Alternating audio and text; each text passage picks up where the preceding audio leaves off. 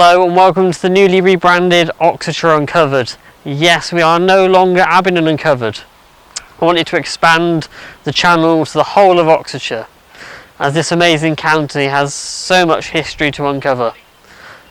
So now you'll be seeing videos covering Abingdon, Wantage, Didcot, Wallingford and so many more towns. So if you haven't subscribed yet, now is the best time to do this, as it's going to be a very exciting time to join the channel. Now without further ado, let's get into the video. In today's documentary we're looking at the lost Canal of Oxfordshire, or is also known as the Wilts and Berks Canal. This canal has been closed for over 100 years and its existence remains unknown to many.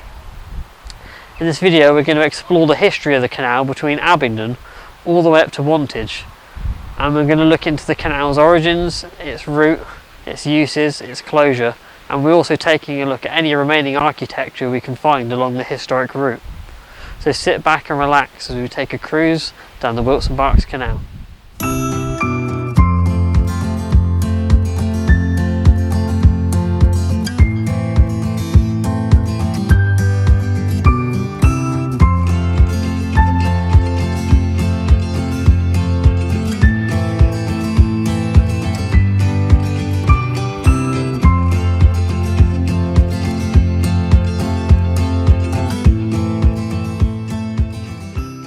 Why was a canal necessary in Wiltshire and Berkshire? Well, the roads of Wiltshire and Berkshire were nowhere near as developed and in a much worse state than they are now. And heavy goods traffic simply couldn't use the road network.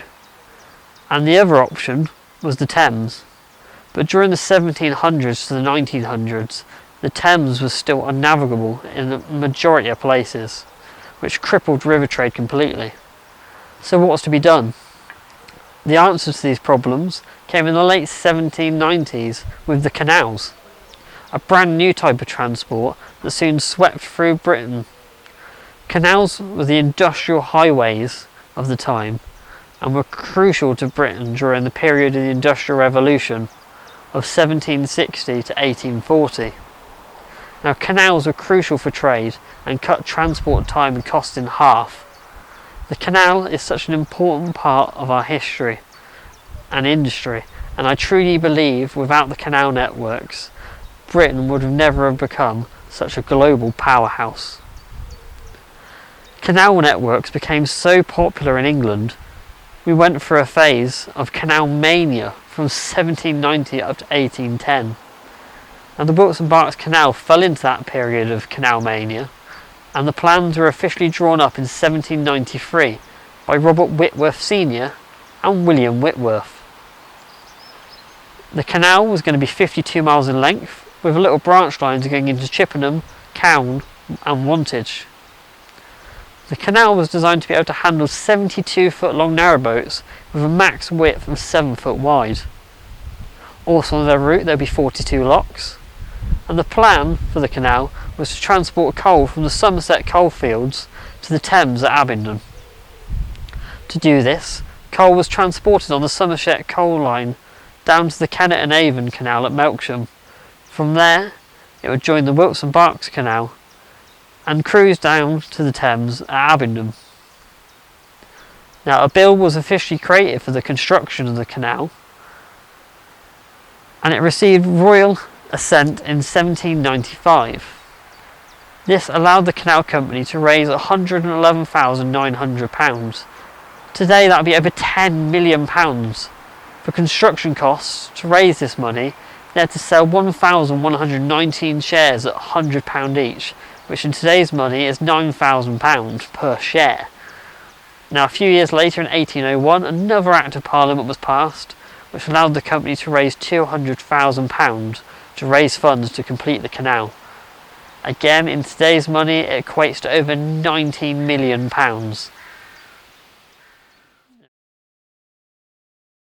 Now, construction was to be done from the west to east. It officially began in 1795 in Melksham.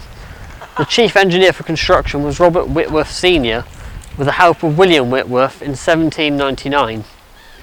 Robert Whitworth passed away and William Whitworth became the resident engineer until the canal was completed For his work he was paid £24,000, which equates to £255,000 in today's money. Now 11 years after construction started, it reached the edge of wantage in 1806, with the 1 mile wantage branch also being completed near that time. Now it finally reached Abingdon in 1810, right here. I'm not going to go into all the details of construction because there is so much detail we simply could not fit it into this video. But there is an amazing book though called The Wilts and Berks Canal by L.J. Dalby. It's such a great guide to the canal's history, and it's been a great source for this video. If you want to find out even more about this canal, this book is for you. Now construction was officially completed on the 10th of September 1810. This joyous occasion was well described in the Morning Chronicle on the 19th of September. It says the opening of the Wilts and Berks Canal into the River Thames, Abingdon, was celebrated there on Friday last with every demonstration of joy. At 2:30 o'clock, a body of the proprietors in the company's boat with music playing passed the last lock into the Thames. Amidst the loud huzzas of a large concourse of people who lined the sides of the canal. The party then proceeded from the banks of the Thames to the council chambers, where they were joined by members of Parliament for Cricklade, Abingdon, Oxford, Hereford, Ludgers Hall, and many gentlemen of the neighbourhood, and they partook in an excellent dinner prepared for the occasion. Now that's just part of the amazingly detailed newspaper report about how amazing must it have been for the residents of Abingdon for this canal to finally come to the town. The potential for jobs and trade for the town must have been very exciting.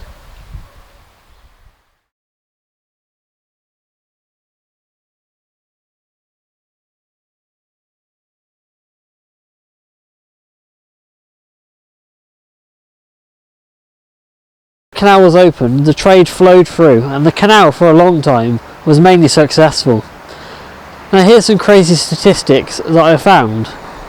In the year of 1838, 9,930 tonnes of coal was carried from Semmington to Abingdon. Now throughout the whole network that is a total of 40,961 tonnes of coal.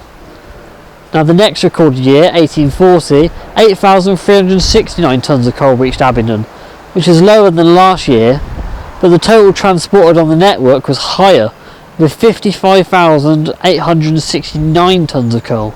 Now that is a crazy amount of coal. The amount of coal transported on the network in total actually weighs more than the Titanic. She weighed in at 52,000 tonnes. And it's not even just the coal. For example, here at Wantage Wharf, you'd have had timber, flour, milk and agricultural products being transported and sold throughout the network. For a while, the canal company did run a profit, and that's not even from just trade. There was also many tolls along the cut. For example, in 1840, £24,000 was collected from tolls. That is a crazy number for the time. But as the saying goes, all good things must come to an end, and unfortunately this did come true for the Wilts and Berks Canal. The Wilts and Berks hit many snags that eventually led to its demise. In 1841, the Brunel's GWR hit the scene, which was able to transport all goods much quicker and cheaper. Also, the Great Western ran along most of the canal route, which completely bypassed it. Another problem the Wilts and Berks faced was leaking, and most canals are lined with bricks or clay, and the majority of the Wilts and Berks Canal was clay in areas, and this clay needed patching up and repairing. Now because of the leaks, which of course costs money, not even just to fix it, but if it had to close a stretch of canal, that would also cause a lot of trade to absolutely cease. Another major blow to the Wilts and Berks Canal was the closure of the Somerset Coal Canal in 1898. The main provider for coal trade for the Wilts and Berks Canal was gone. Even with these problems, the Wilts and Berks Canal still powered through until 1901. But looking at the statistics of trade up to 1901, it was dropping massively. In 1878, just 152 tonnes of coal came all the way to Abingdon. That is a huge drop. Sadly, the canal was officially abandoned by an Act of Parliament in 1914. This act was sponsored by the Swindon Corporation, who from sponsoring it gained control of all the land in its boundary. Elsewhere, the canal land was given to the closest landowner. Now, a lot of the empty canal network was used as a rubbish dump and then filled in, or just grew over. Or it was filled in to make land for farming. This is a great example from the Swindon Advertiser on the 6th of September 1918. The Canal Committee has reported that they had accepted the offer of the Swindon Gas Company of 1,000 tonnes of raw breeze suitable for filling in the canal adjoining the Regent Street Bridge and Dunsford's Wharf. The canal has also had its uses during World War II. There is reports that locks and other structures were used for military training exercises and even blown up with explosives. And that is how we see it today, mainly completely abandoned and forgotten about. But there is hope. There is an amazing group called the Wilts and Berks Canal Trust. They are doing an amazing job at trying to preserve and restore the canal. They are even doing their best to completely reopen the entire length, but it's going to be difficult because they are facing a lot of modern changes in where the canal went. I will put a link in the description to the website where you can view all the amazing work they are doing and the plans they have. They have loads of great articles on their website of the history of the canal, so I would definitely recommend going to see it.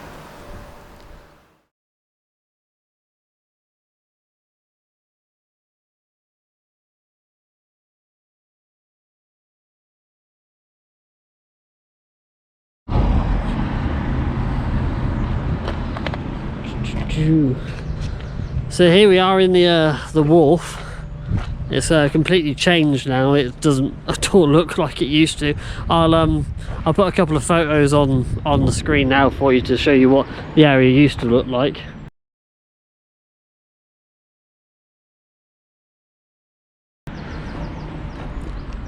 So yeah, the canal used to come down here on the branch all the way down to the wharf here. Perfect place for a wharf because you had you've got the mill there, which would have provided a lot of trade for them. There's all the trade coming in from the town as well into this area. It would have been a really busy industrial hub of Wantage. So let's just go for a little wander now, see what we can see that remains. Our first remaining building is the sack house.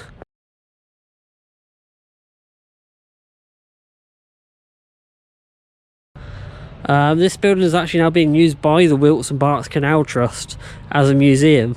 It's only open a couple of times a year because it's actually run by volunteers, but it's a beautiful old building. I haven't actually gone into the museum yet. I've always missed when they're opening. And then sort of we go behind this way here. I'm going to try and follow it as best as possible.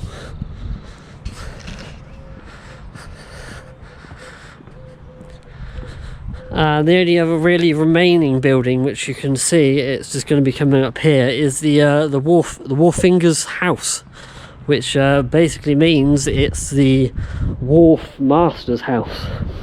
So the person in charge of the wharf would have lived here.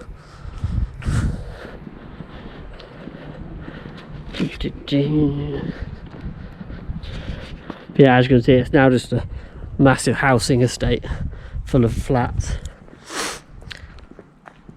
And here it is, the wharfinger's house, as it says up there, the wharf house.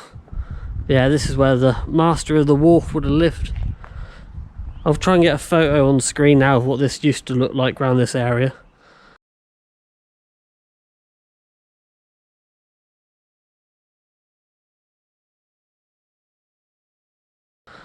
But yeah, it's completely unrecognisable now.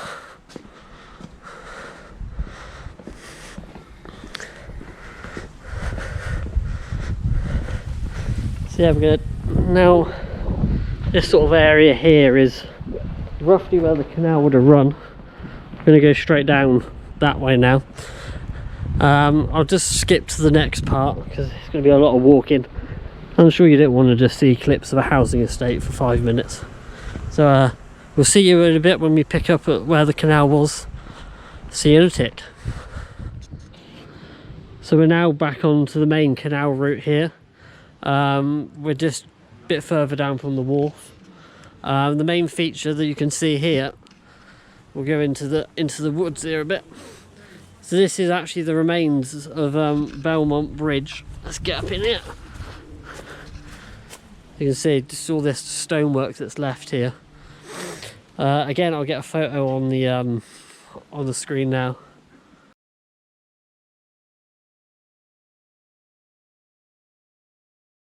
Of what this used to look like. So this bridge was actually purposely built. Oh, let me get down here safely. Oh. Yeah, you can see it here. So this bridge was actually purposely built to cross the canal here, because there was a big manor house called Belmont House, which is sadly gone now. It was demolished in 1812. But yeah, he actually told him that they have to build a bridge to get to his big manor house. That's all that's left of there. So now we're going to just keep on going down that way and see what else we can find. See you in a bit.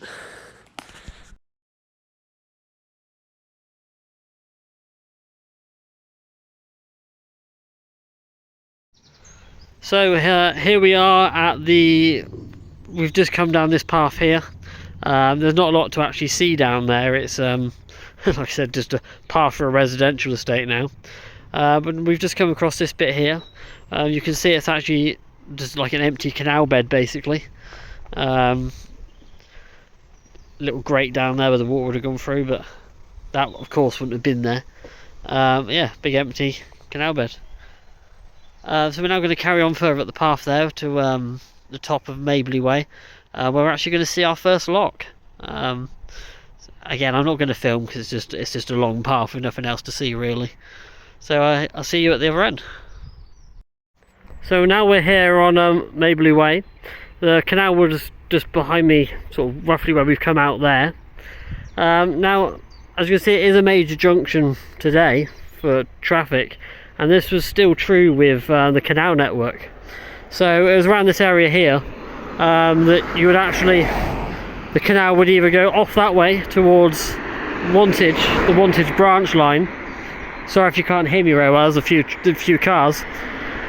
So yeah, you would have gone that way towards the Wantage wharf, or the canal went that way towards Swindon on its normal route. And then just through here is our first lock of our adventure.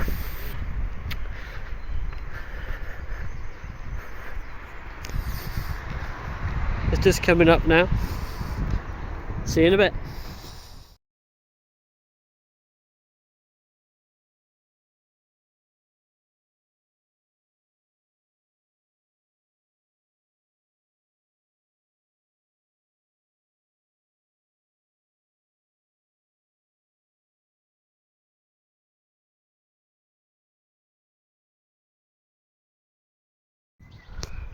So here we are at Grove Top Lock. This one's actually got a rise of 9 foot 9 inches. There's not much left of this one actually. As you can see, it's just the entrance here, and then behind me you can clearly see where the canal was. Very boggy down there, so I'm not gonna venture down there today. But I'll just run up here and show you. As you can see, you've got a nice view of the lock and the canal going off that way towards Grove. We'll be heading that way eventually. And up here,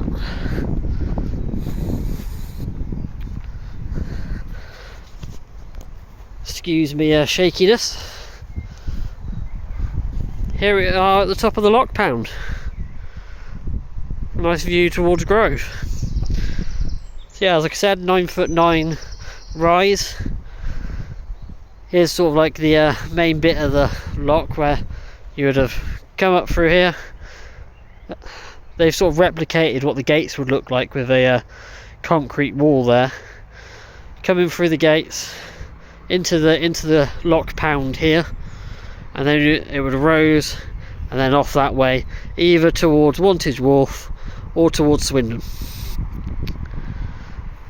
Just look at this view there, absolutely beautiful, absolutely beautiful.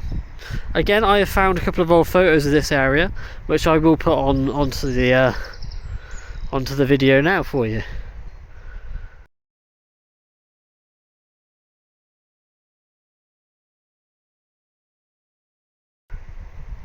We're now going to continue down that way. We're going to go to actually a set of 3 different locks further on down there. So I'll see you in a minute.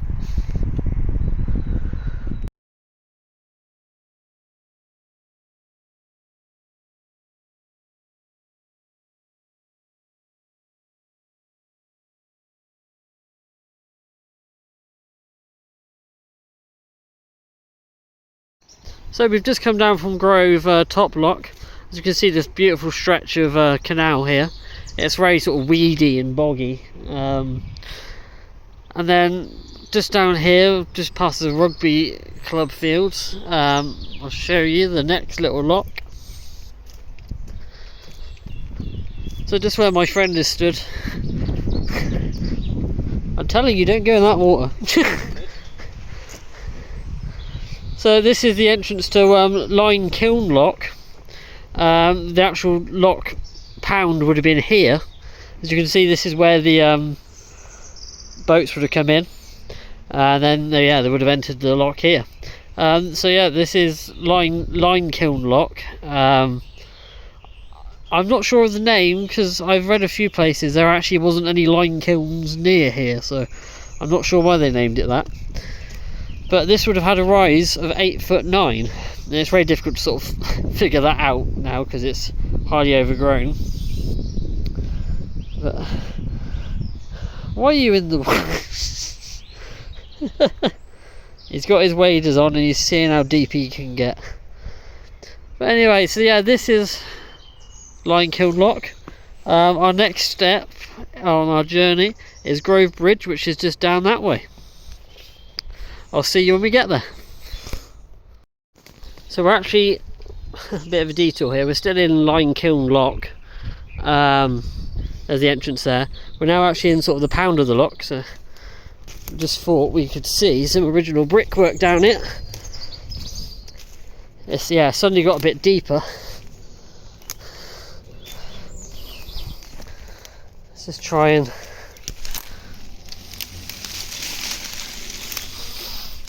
you see there the original stonework, well, brickwork of the lock wall. Proper hidden history. That's what we love. There you go, it's sort of all in there. Can't really go any further because it's a maze of brambles there.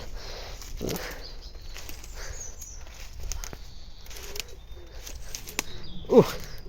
So yeah, as we said, we'll continue on and we'll next see you at the Grove Bridge. There's some original brickwork there as well, that's sticking out the bottom of that tree. Anyway, I'll stop rambling and I'll see you at Grove Bridge. See you in a bit.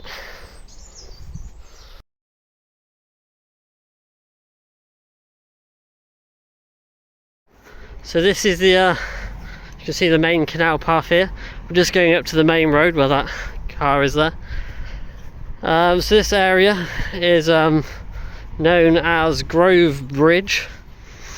There was a bridge originally that sort of had to be replaced when the Grove to Wantage tramway opened. Now they asked, the Wantage tramway company actually asked the Wilts and Berks Canal, can we build a bridge? And they said, yeah, as long as you pay us for the inconvenience. So yeah, that's what they did. I've got a photo of the metal bridge there, which I'll put on the screen now for you.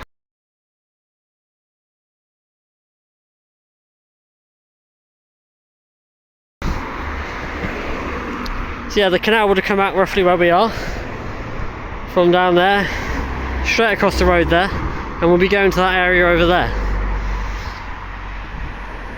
It's cool to see the photo of the bridge, but I will definitely put it up now. Of course, it's long gone now, no need for it now. But yeah, we're going to be going over into that field over there, where our next set of locks are.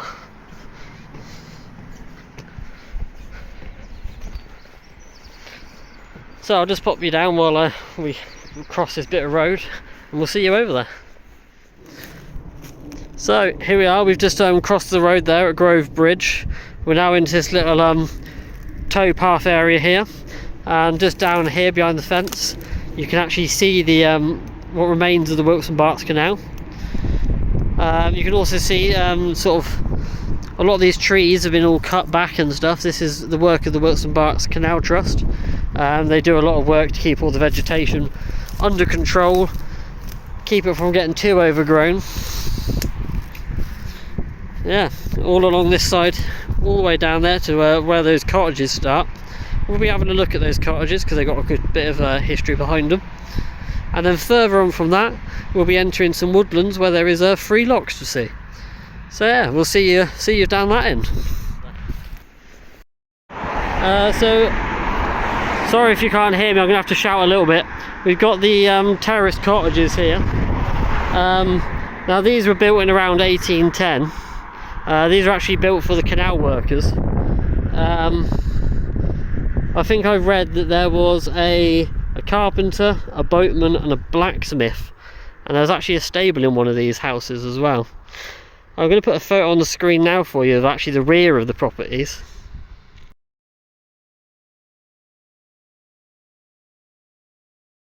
They actually had a bit of fun time here because they have the canal literally at the bottom of the garden, and they would have had the tramway running along the front here as well. So that was a fun way of getting out of your house. You had the canal at the back or the tramway at the front here. These are beautiful houses though, absolutely beautiful. And I think since the canal's gone now, a lot of these houses have probably, their gardens have probably crept back into the canal a bit, give them a bit of extra room. But look how old these are, absolutely beautiful. Anyway, on to the next locks now, just shortly up the road there, so see you in a bit.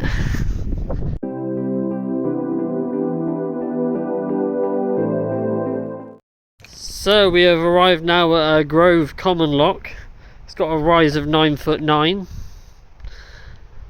Just before we come into the actual lock itself, look at the crack on this bridge. That looks very, very dangerous, and there's another one there. They might need to look at that. That doesn't look too safe. But yeah, let's go and look into the lock itself. Oh, it's very very wet, but luckily we've got our wellies and waders on today.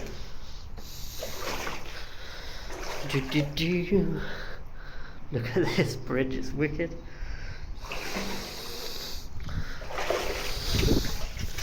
Right, now we're in the actual lock pound itself. It's quite a long lock actually. It does go quite far. See what little features we can find. Like a little square bit there. I don't know what that was for. Maybe the gate.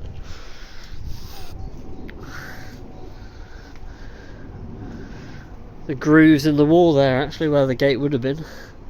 Another view of the bridge. My friend's at the end. Look at all this brickwork, absolutely stunning brickwork. The skill, the absolute skill to actually make all this possible. It's unbelievable, really.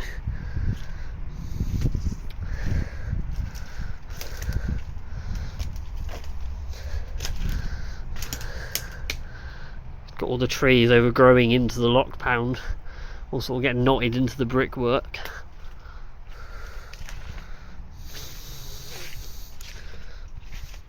As I said, yeah, rise of 9'9". That is a long way up, to be fair. That is.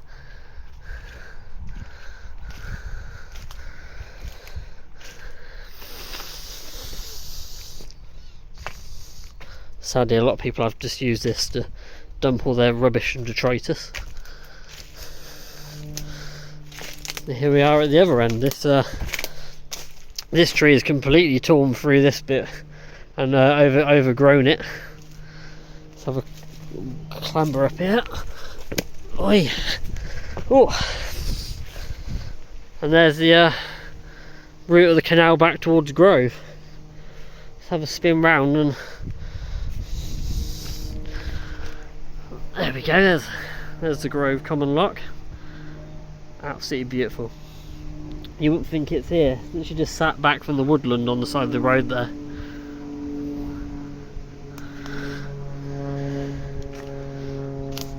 Okay, we've got a lot more to see. So I'll stop the video there and we'll see you at the next lockdown, which actually isn't too far away. If I can find any old photos of the lock, I will put them on the screen now. But it's actually very difficult to find photos of these locks. Just can't get over how stunning this is. Can't get over how stunning this is. Absolutely beautiful. Hope you're enjoying it as much as I am. Anyway, we'll see you at the next lock. Bye bye for now.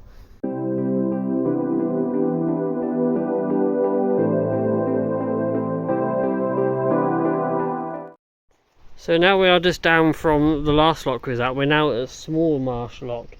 Now this one is in a lot worse of a state. As you can see, it's really overgrown. I cannot get in there. It was a battle just to get to even to this point. But yeah, I sort of stood in the entrance, canal going towards Abingdon that way, and then Wantage Grove that way. Yeah, I'm definitely not going in there. It's way too dangerous. But cool little features you can see. You've got like a little groove on the side there where there might have been a gate. Same on that side there. You've also got the holes there where the sluices, I believe, would have emptied. Again with this one, it was same as the last one. It was a rise of 9 foot, 9 inches up. So there we go. And then just again, we're going to keep going that way and find our third lock. That beautiful view. So overgrown, but still beautiful.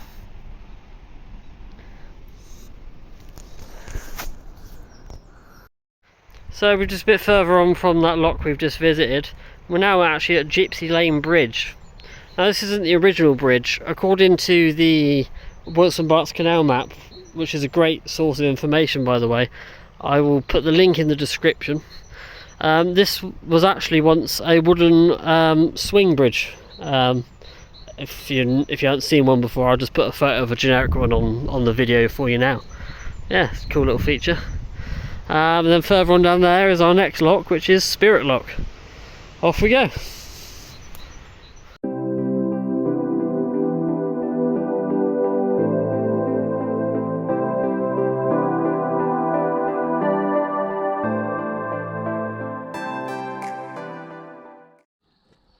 So we're now on our way to the locks at Ardington.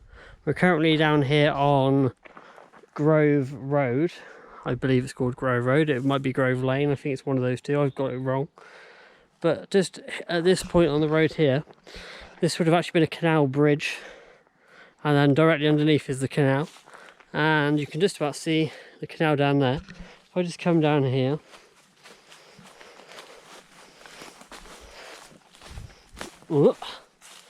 you can just sort of see the entrance to where the bridge would have gone under the road there, and then the canal flowing that way.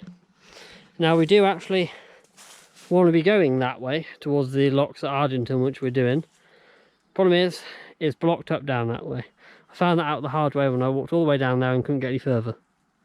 So now we've got to take the long road all the way across this field, right across and back and connect with it. So we'll see you shortly at Ardington Locks.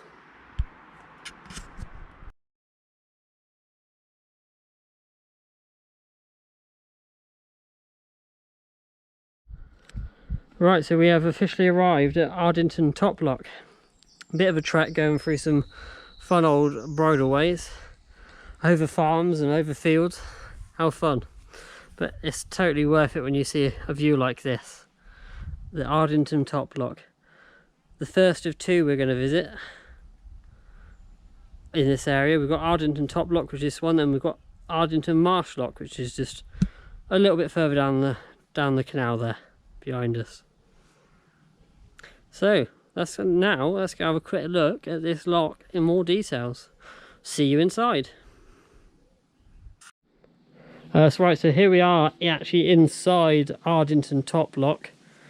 As you can see, it's not looking amazing. It's starting to decay a little bit. Even up here, sort of like there's a tree growing into the wall, and you can just about see sort of bricks actually inside the tree. Don't know how that's happened, but a few cool features that you can see already.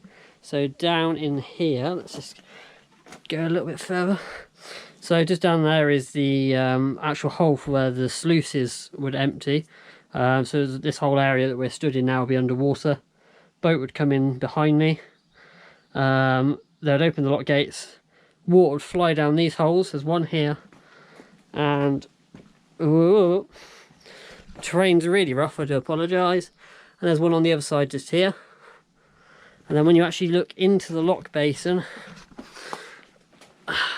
I'll put a little red arrow on the screen, but you can just about see down there and there, that is roughly where the water would come out and then fill the lock. But look at this lock chamber, guys. Look at this. Just down the end there, you can probably just see about the remains of an old lock gate. Absolutely beautiful. I can't believe I'm here. Let's just go see if we can go down and get fully into it properly.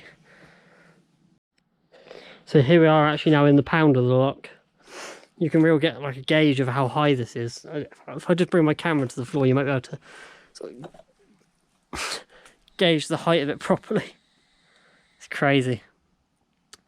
This lock has got a rise of 9 foot 5 inches. So I'm pretty sure this would actually be lower than I'm currently standing now. It's just this scale of it. You never get to stand in an empty lock, ever. And here we are. I love history like this. But yeah, we can't go much further than where we are. That's just a bog. Let me just see if...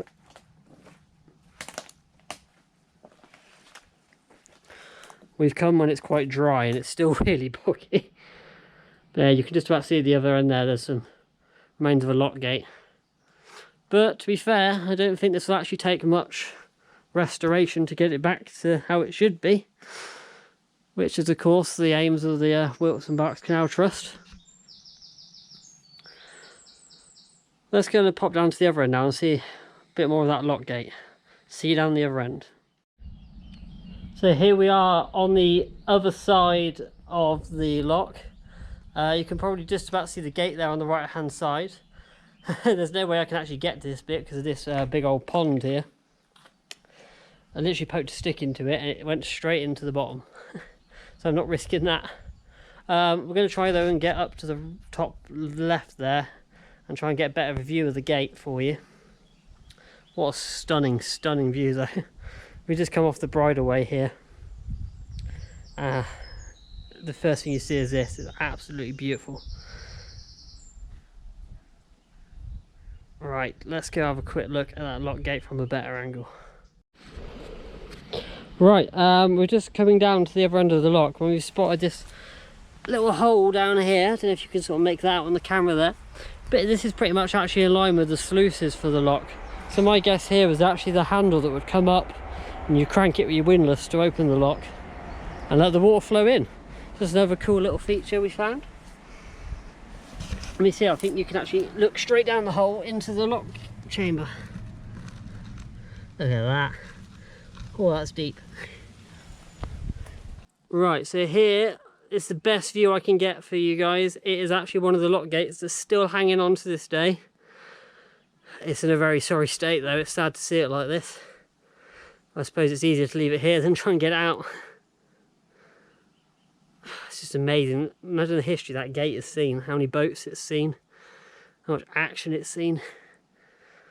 And it's just sat here left to rot. Right. I'm going to have to cut this bit short because I'm currently getting swarmed by mosquitoes. We'll see you now at the next lock, which is Ardington Marsh Lock.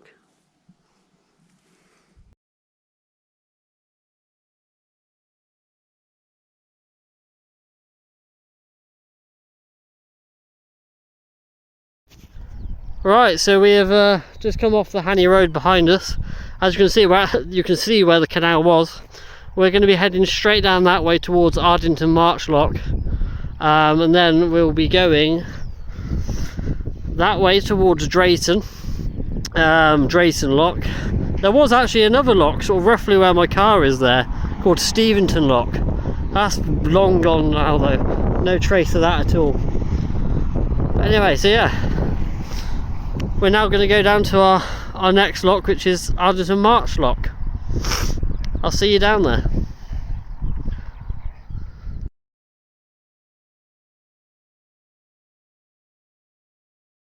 So now we have arrived at Ardington Marsh Lock.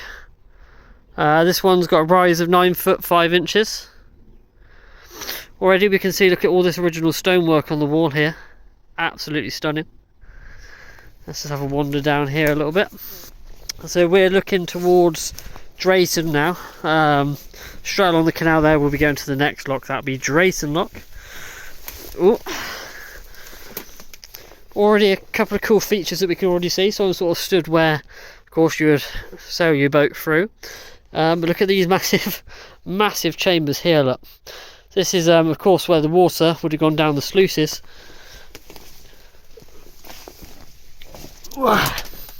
In there, so the water would have flown down there and then straight into the chamber there. And look, there's an original gate. We'll be going down that way in a second to actually see that. I can't wait to go down there and have a look at that. It's really boggy down there, but yeah, this one's not actually in a bad condition. We'll have a look at the condition of it a bit more in detail when we get down there. See if I can get a little bit closer for you.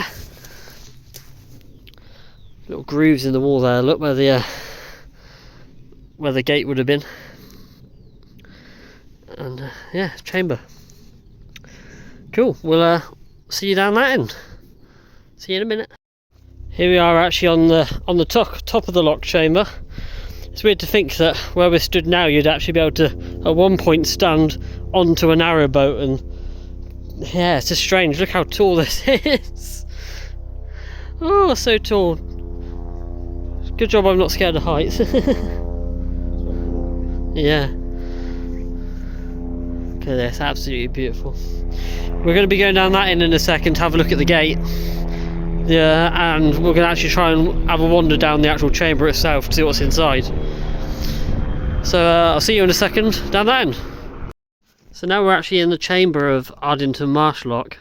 This one's got a rise of 9 foot 5 inches. Already we've seen some really cool stuff. Just there, you can actually see the original where the gate would have been attached there. As you can see, the gate's just hanging off now. This one's actually got quite a lot of water in it. Good job I've got the waders on. Again, here there's another like little metallic piece. That's probably another part of the original lock mechanism. A big pin there that's sticking out of the wall. See if I can venture a bit further in. Sorry if the camera's a bit shaky, people.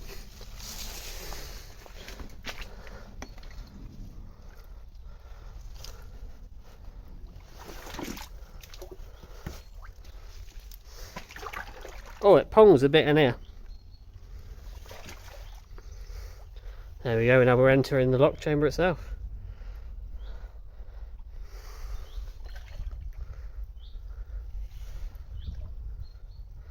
I'm having to be very careful here. I've got waders on, but you never know when you'll hit a sudden deep bit. We'll just try and get down to the opposite end there for you.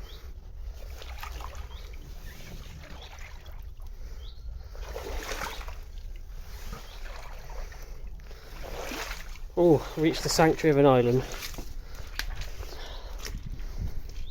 This one is actually in really good condition. Really good condition. Look how solid that wall is there.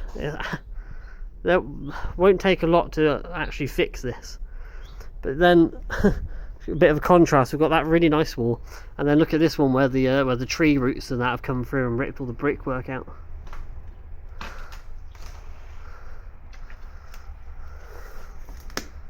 Let's carry on down here.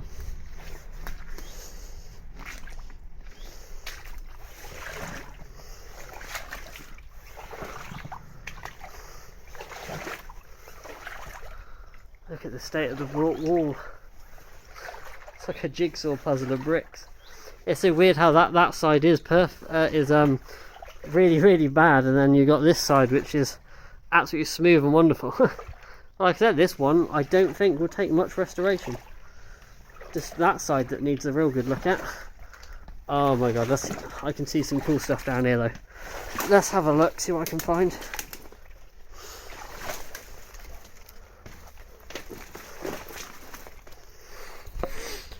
It proper stinks in here though, proper stinks.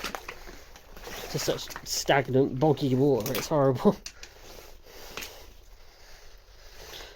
Oh. Smells like Thames water been dumping in here again. Right, so some of the cool stuff I can see down here, look.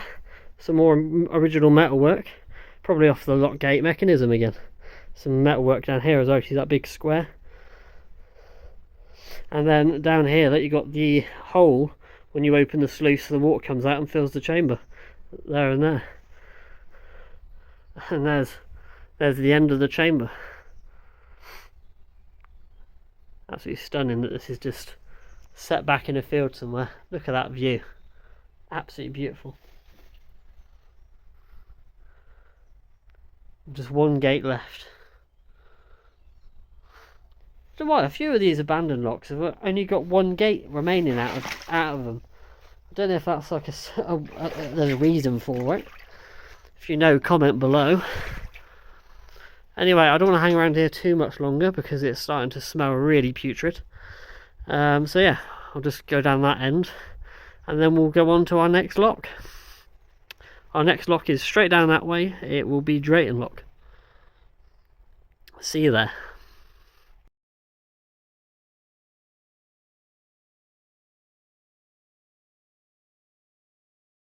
Right, so we have now arrived at Drayton Lock.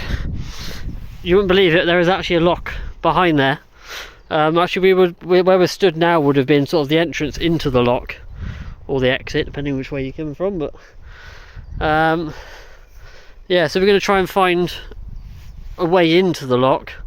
Probably it's going to be on the far other side. It's going to be a battle. Look how overgrown this is. And then once we've done this lock, we'll be then heading back. Ooh, let me show you. As you can see, the canal's there, look. It stretches all the way to Abingdon. So then we're going to stop in Abingdon, look at some of the features there, and then we'll be very close to the end of the video where we finish where the Thames and the canal would have met. So let's now fight through all this and see if we can find Drayton Lock. See you in there. Okay, so we're here in Drayton Lock. It's been an absolute battle to get here, and it's a very overgrown Drayton Lock. As you can see, you can barely see the chamber itself. So first couple of things we've seen when we've got to the entrance here is look at the size of the sluice openings here. Absolutely huge. There's the thing down there. Matt, you got the torch?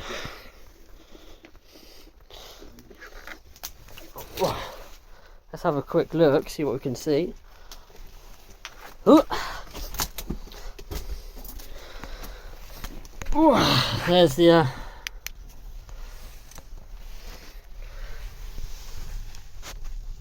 look at that. Look at that. All the way down to the bottom there. Humongous.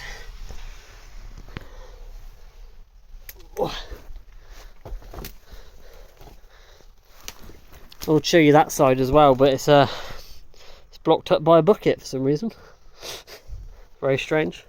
But anyway, we're now going to try and get into the chamber itself, which is just down there, and we'll see what we can see when we get down there.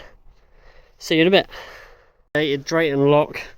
It's actually the deepest lock we've been to, with a rise of 9'11". But yeah, it is in a very, very bad condition. Typical features though, we've got the sluice gate there. Sluice there. Look at this pile of rubbish and bricks. I don't know what's happened here.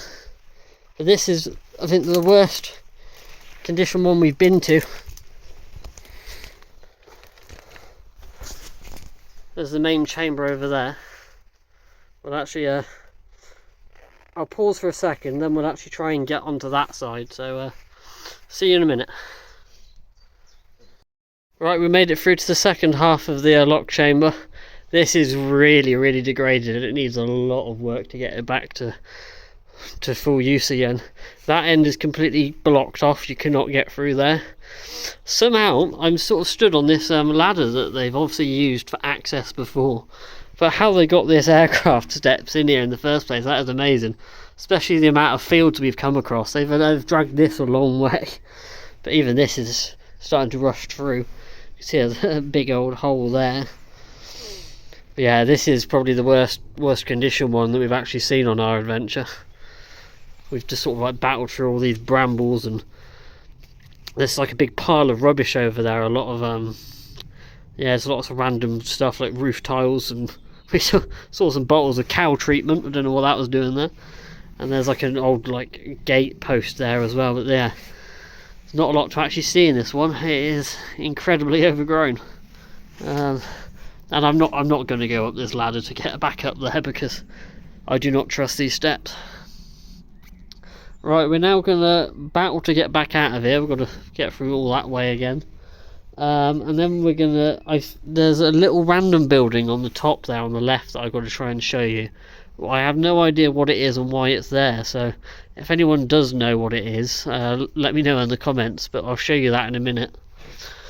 One little feature I can actually see, if I zoom in, you see like there's a little brick smooth bit sticking out there. That's to stop the canal boats actually bashing into the brickwork of the lock chamber and damaging the wall. Yeah, you can just about work that out, I think. Right, let's get out of this one and see you on the other side. So this is our mysterious building here. It's located just at the top of the lock chamber. We don't think it's got anything actually to do with the lock. It's like a completely separate building. Just going to try and get down here. Oh, sorry about the filming. But yeah, if anybody knows what this was used for,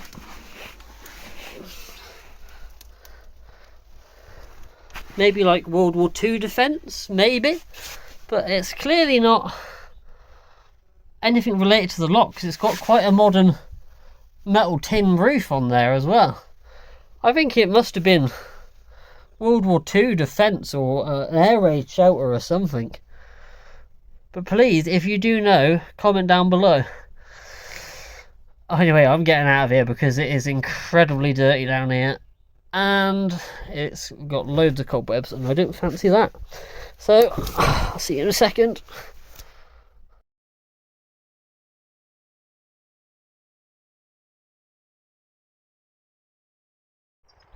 So we're now back in Abingdon from Drayton.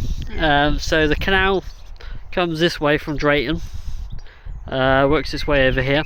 It sort of skirts its way past the Ock down there. It never actually goes into the Ock, luckily. It just sort of like skirts around the outside of it. It then sort of comes along here, across the road here. There was actually on the map there is a reference to a bridge being here. Of course, long gone now. Probably a swing bridge or something. And then yeah, then along this area here, you can't really see it very well because it's all overgrown. This is where the canal is. We're we're now going to actually go down that way towards the River Thames and see if we can find any structures or stuff remaining down there, and then we'll actually finish our journey down at the bottom where it meets the river. So yeah, let's now walk down the canal path there and see what we can find. We're just halfway along the canal route in Abingdon. We've come across the old pillbox which would have guarded the area here. I actually have done a separate video on other World War II defences of Abingdon, which I'll try and do a little link to in the description if you want to learn more about it. Impressive little structure. From what I remember, it's a Type 28 pillbox, which is an anti-tank structure. It would have overlooked all the fields that way. Anyway, the canal sort of runs along this route here, and we'll be soon coming across the old site of the lock. See you in a second. Right, so here we are on the next point of interest. See this massive concrete base here. So underneath here was actually at one point a Type barn lock, which had a rise of 9'2". But there's always some sort of speculation what this concrete block was. Some say it was the base for a pillbox. There's some other places that say it was the base for a anti-aircraft gun. But yeah, it's now, as you can see, sort of people have encroached their garden onto the top of it. But there's actually quite a cool photo of this area when the housing estate was being built and none of this was here, and you can sort of just about see what was left as a Type barn lock.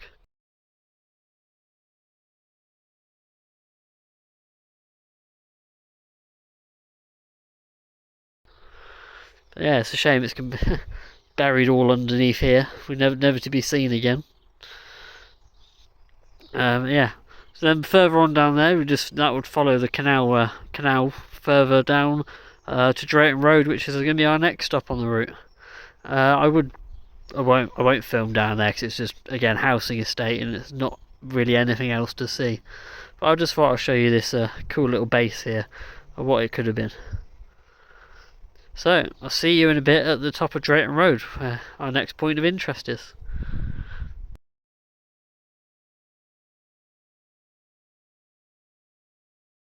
So here we are at the next point of interest. This is the Drayton Road roundabout. This would look very different. So I've got a photo on the screen to show you now of actually there was a bridge here to cross the canal. It's a really cool photo, and there's a little sign on there. I can't remember what it says on the thing, but I'll try and get it on like a text box on the screen separately so you can read it. So yeah, I'll just put the photo on the screen now for you, and the text box.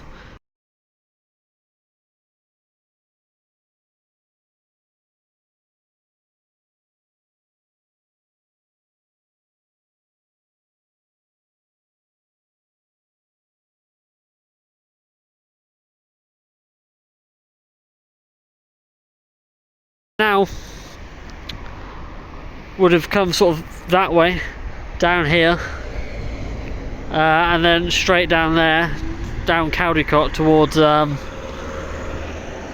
the Thames, which is where we're going to go next, which is straight down there. So I'll see you down there.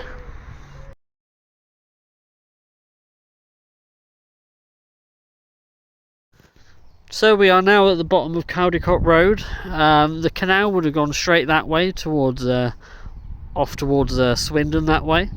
Then behind us is the entrance to the Thames. There is actually loads of really good photos of this area as it was. I'll put a couple of them on the screen now for you.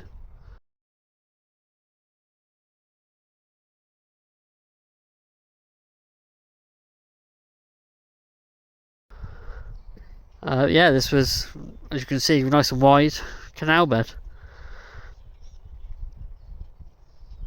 So yeah, so now we're just going to go out this way.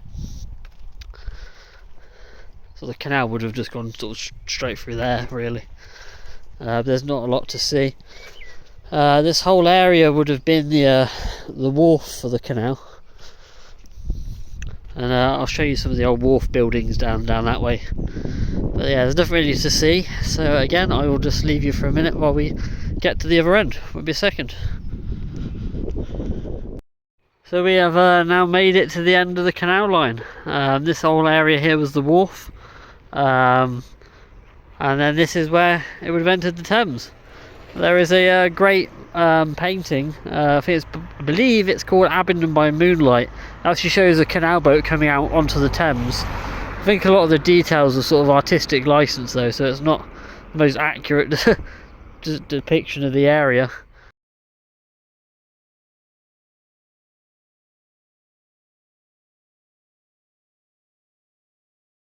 There's a lot of nods to sort of the area. We've got Wharf Close, which is just there, the old foundry, which is there. But yeah, this whole area had been such an industrial hub, and so busy, but now it's just, yeah, a nice peaceful housing estate, just like at Wantage Wharf. There's a cool little house though over there. I'll just pop over the road and I'll show you that in just a second. So this is actually Wharf House, built by the Wilts and Berks Canal. I guess it was used as like essential offices really for the canal to use. It's a really nice cool old house though, really nice. But yeah, a bit like the one at Wantage. I guess it was the wharf master's house and he would have lived here and controlled the wharf. Yeah, nothing left now, the wharf, absolutely nothing.